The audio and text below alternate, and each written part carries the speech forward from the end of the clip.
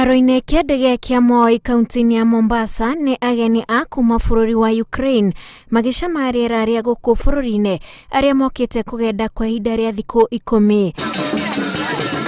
Thengia ya mũrimũ wa COVID-19, thirikari ya Mombasa nĩ hotete kwĩmathĩra agendi kuona nĩo imarehete itemi-inĩ rĩa kwandandũra sekta ya ũgendi arĩa mekũgenda kũndũ gũtiganĩte kaunti-inĩ ya Mombasa na Kwale. During first charter, I checked all products, all services myself.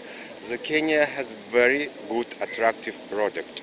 Agendi arĩa macerete nĩ 180 na ndege ĩrĩa mokĩte nayo ĩgũcoka ĩkue agendi angĩ mokĩte thikũ 10 hetũku, nao aya maikare thikũ 10, mũbango ũrĩa ũretwo Sister City na ũgũkorwo ũgĩthiĩ na mbere nginyagia mweri wa 9 mwaka ũyũ kũringana na ũiguano ũrĩa thirikari ya Mombasa ĩgĩte na bũrũri wa Ukraine.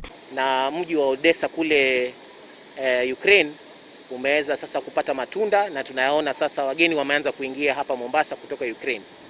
Kila baada ya siku 10 tutakuwa tunapata takriban wageni 200 kutoka Ukraine. So here we will be focusing mainly on business tourism.